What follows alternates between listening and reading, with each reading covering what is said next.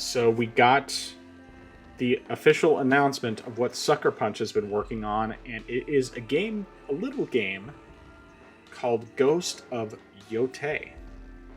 So, to be clear on this is not a direct sequel to Ghost of Tsushima. It's still in the same world, as far as we know, based on the blog post that they did after the fact. This is actually set more than 300 years after Ghost of Tsushima, so it's a completely new person. We don't know about where Jin's story went after the end of Ghost of Tsushima. My guess is that probably we will get that later on. This could very well be, though they haven't stated it specifically, this could just be basically kind of like their Miles Morales, where it's a smaller game. Now, well, I guess maybe not necessarily as small as Miles Morales was, because that was a very short game, but more like this is and because this is taking place 300 years later in a separate area of Japan, with a different protagonist, obviously, because 300 years later. My guess is that probably they're going to do this, and then they'll do a Ghost of Tsushima 2 later on. But there are some things about this that make it a little... give me a bit of pause, and I'll talk about my thoughts on it specifically after you get a chance to say yours, but I do want to note very specifically, it is a female protagonist. The actress who is portraying this character, both in terms of motion capture, so her face is being used, her likeness is being used, and her voice is being used. This actress is very much an activist on a certain side of things, and definitely not really sure what this is going to mean for the story. I have plenty of thoughts, but I will let you go first. Yeah, so this definitely, I would say, could be considered the highlights of the state of play, and possibly the thing that, to a degree, saved the state of play, because, I mean, not that the other games were bad, but I feel like if people were to rate it, they would probably say it was pretty mediocre, but I definitely think that this definitely helped out a lot. Definitely interesting to have not necessarily a side story, but I guess similar to what you said, having a Miles Morales type of game before having a full titled sequel. Mm-hmm. Also interesting to also have it set much years later, which definitely, I think, also based on what was shown in the trailer, might influence the gameplay as well. Mm-hmm. So like I'm definitely interested in, and initially when I was also watching the trailer, one of the locations I saw was like a snowy mountain. I was like, huh, interesting. We didn't have that in the first game that I remember. No, we actually did have sort of a snowy area that you could go to. But I'm partially wondering, based on what we saw in the trailer though, could that type of environment hamper your movement? So if that's something that, if you're in combat, will that hamper how the enemies move in reaction to you? Will that help you? That's just something that popped in my head, just a question I had. Going back to sort of like another gameplay aspect, the character had a sort of like matchlock rifle, which makes sense because more years in the future, and that's that type of weapon is more developed and also being brought over to Japan as well. It's very intriguing to me, having that, especially based on, I mean, granted, you had other types of weapons as well in Ghost of Tsushima that weren't, necessarily a sword, but, I'm intrigued to see like how that is used, also in, like in the midst of combat as well. Granted, we didn't really see too much of gameplay. It's really more so just a CGI trailer, so can't really speculate or theorize too much about how the game's going to, or what the game's going to play like. but I'm definitely intrigued by it. Now, sort of similar to what you said before, the actress behind the main character is definitely interesting to say the least. And I mean, I'm hoping this is a situation. I'm hoping this is a situation where she just says what she says, but she doesn't really have any direct impact on the story. Because, like, I will definitely say this: I'm not against playing as a female character. Right. I definitely think that's something that, should be said. Like, I mean, granted, I play Metroid. I think we definitely know I don't have a problem with playing as a female character. So I definitely don't have a problem here, but it's just a matter of how are they going to handle it. Like if like, because I mean, for one thing, also, like, I can't remember what her name is, but the I guess Thief from the first game, like, if you played as her, like, say for example, you had to, like, say if you had to, like, switch characters in the Ghost one and you played as her, Oh, you're talking about I wouldn't necessarily. Yuna? Yes. If you played as her, like, I wouldn't mind because, she has combat. It's already been established that she, has combat experience, so I wouldn't mind that. So if it's something similar here in this game, I wouldn't mind it as well. But if they try to push some sort of message, or at least if the actress tries to push it, I don't know what I'll do. I mean, I think what I'll at least do is wait a while until the game comes out and see what happens sort of like early on and see if there's any development there. And then, based on that, make a decision if, I want to get it or not. But I guess one thing also I am curious, because they didn't say, they didn't say it at all. So I wonder when we could be getting a PC version. Because I mean, I don't think we're gonna get this day one. No. So I'm thinking Probably like not. maybe a year. You think? Year or two. But, Hard to say for sure. Yeah. I mean, God of War Ragnarok came out like a year and 2 months, or I'm sorry, a year and 10 months after it came to PS4 and PS5. Okay. But yeah, that's pretty much everything I have on the game. All right, so I'm going to start off first of all by saying I don't think that a female protagonist in and of itself is a bad thing. Not necessarily. Sucker Punch in general, like, I am a massive fan of their games. I think that they are, honestly, they're my favorite developer. I think that they have not made a bad game so far.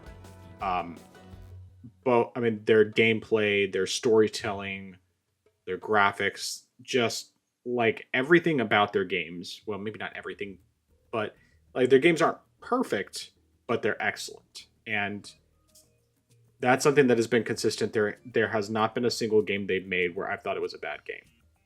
Now, I will say, like, Sly Cooper 3 was probably my least favorite of the 3 Sly Cooper games, but it was really just because they got rid of the collectibles for that game, which it's like, I love collectibles, so that's honestly the only thing that I really had a complaint about that game. As a complaint about that game. But they have done, like, they did a female protagonist for a side game, which was Infamous First Light, which was connected to Second Son.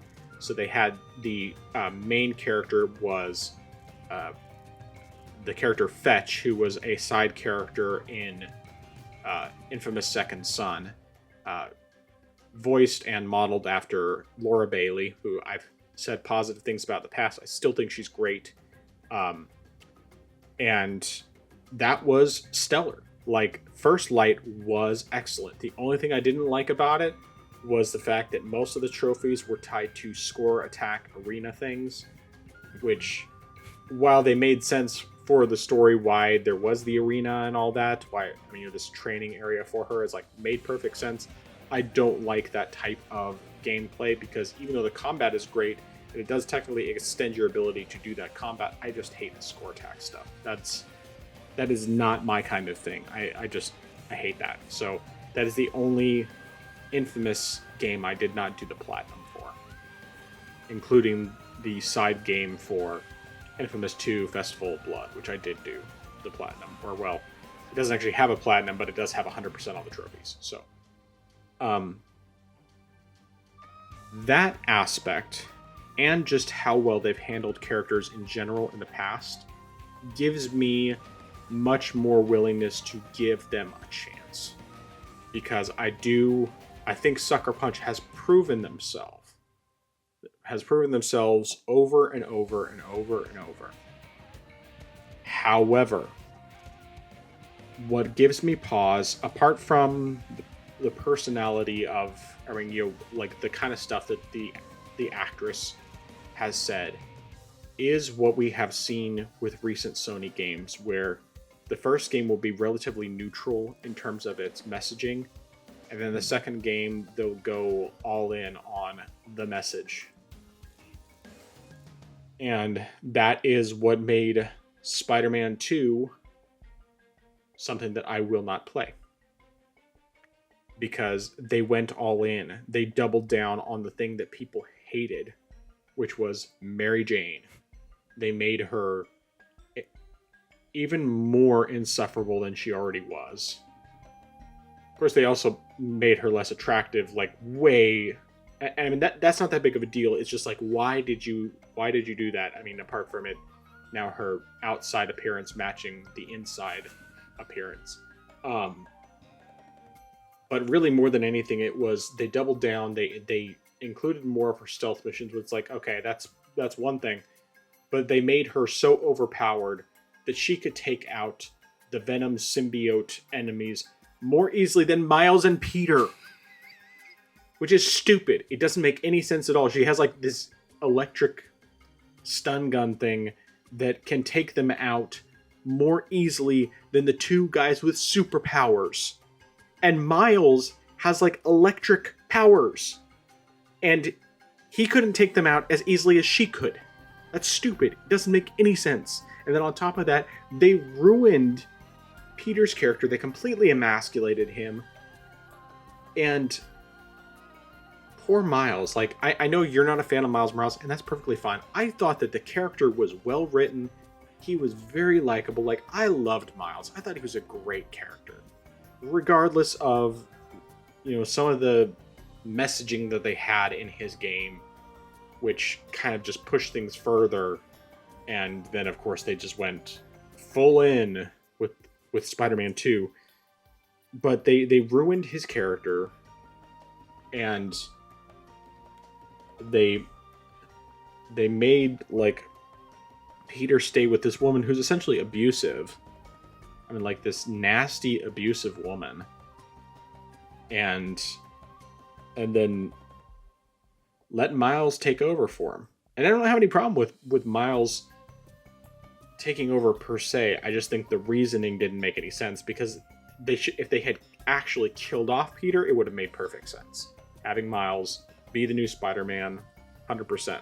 But the problem is that they just, instead of killing him, they figuratively killed him by emasculating him and making him go off to start a climate change organization, because that's how he was going to save the world, instead of, using his superpowers. It's like... So I'm worried that Sucker Punch is being influenced in the same way. And I think the big thing we're going to have to find out is if Sweet Baby is involved. That's going to be a big indicator that there's probably going to be something that we don't want to see here. And that concerns me. Mostly, more than anything, it concerns me because Sucker Punch is basically my favorite developer. And they've made such great games, and I want to be able to enjoy this game when it comes to PC. But if they are going to do that with the story, if they're going to do this girl boss thing, especially if they decide that they're just going to, like, defame Jin 300 years after he's dead. Oh, gosh. Then I will just be so mad that I won't even touch it. Now, my hope is that because of the various backlash, especially things related to Sweet Baby, that Sucker Punch has not had them influence the story in any way, shape, or form. That they are just going to continue to do the excellence that they've done so far. And then I'm totally fine with them having a female protagonist, having her able to take out enemies and everything. Like, yeah, there would definitely be, from a realistic standpoint, some challenges with her being a 90-pound woman fighting off big guys in armor. But the kind of guys that, I mean, if she's fighting off, typical Ronin who's really just wearing robes, it's like, okay, she has a sword, she has a musket. It makes sense that she could take him out. I mean, because that's less of a strength issue and it's more just having a sharp weapon and having a gun. And if that's what you're going to do, and the assassination stuff, like, I'm totally fine with that. I think that they could very well do an excellent story regardless of any of this, and I'm willing to give them the benefit of the doubt until they prove otherwise. One thing I will also say now, this actress, in terms of her out there, the stuff that she says, her tweets and all that, I am totally fine with separating the art from the artist, and I will give her the benefit of the doubt, or rather, I'm really just giving Sucker Punch the benefit of the doubt, because she's also voiced Anna Bray in Destiny 2, at least for most of the game, because like the beginning they had, I can't remember her name, it was like Jamie Chung, I believe was her name, who actually, if you remember that terrible Dragon Ball Evolution movie or whatever it was called, she played Chi-Chi in that. But anyway, this actress has voiced Anna Bray for most of the time that she's been in Destiny 2, and regardless of the elements that Bungie themselves put in, she's never done any of this unhinged weird stuff that she's says in her personal tweets on her Twitter. So that being said, I think that it could very well be that she just does a great job in this role, and that I will be able to give her all the thumbs up possible and say, you did a great job with this role.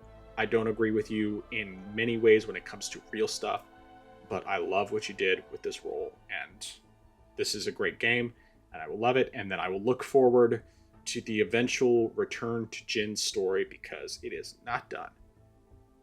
And, I mean, it had a conclusion, but, well, I should say the story of Ghost of Tsushima with the Mongol invasion had a conclusion.